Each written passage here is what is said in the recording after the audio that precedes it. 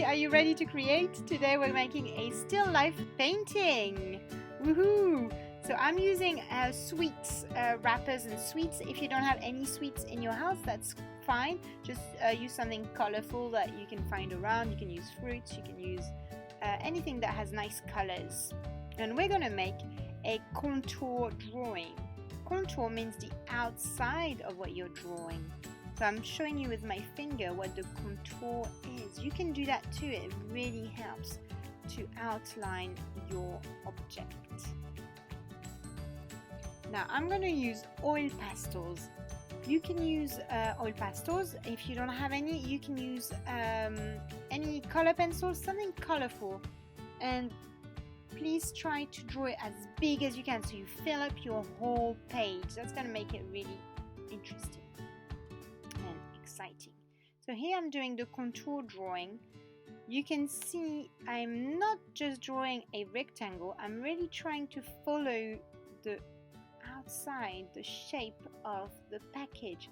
I'm adding the texture as well and just going all the way brown. I'm taking my time, I'm not brushing this.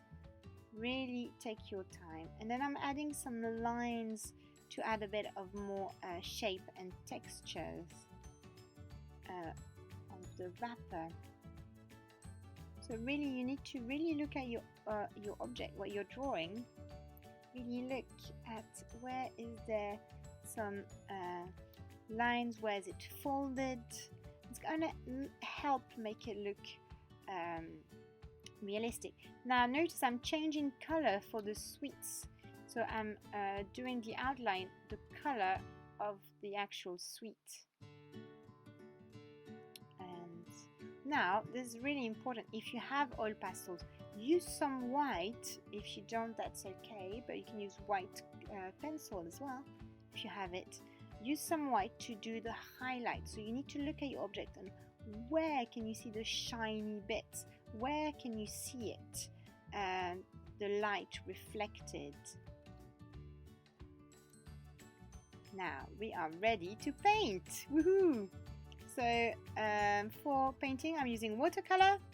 Just add some water into your color, and you want a nice puddle, and so it's a lot of water to start painting. And when you paint, you want to use the tip of the brush like a ballerina on their tippy toes, and then you can start painting. Keep adding water, keep adding color.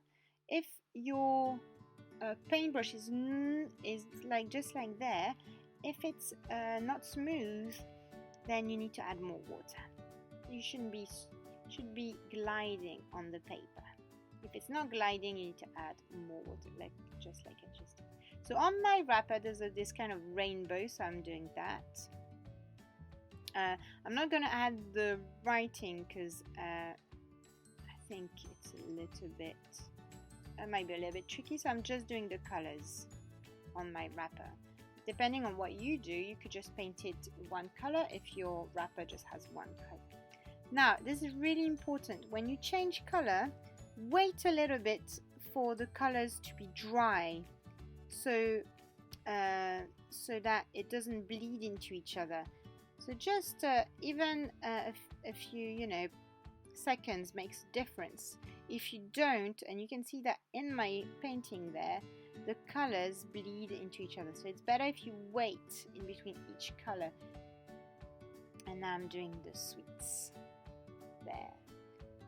So if you can see, I've used a kind of dabbing technique to make it more textured, and you can do that if you want. Now I'm going to mix some gray or dark blue. I've used some dark blue, a bit of brown, and I'm going to add a little bit of white to make it kind of gray. Now we're making shadows. You need to look in your drawing where it's darker, so under the packet, to make it look more 3D. But please don't use black.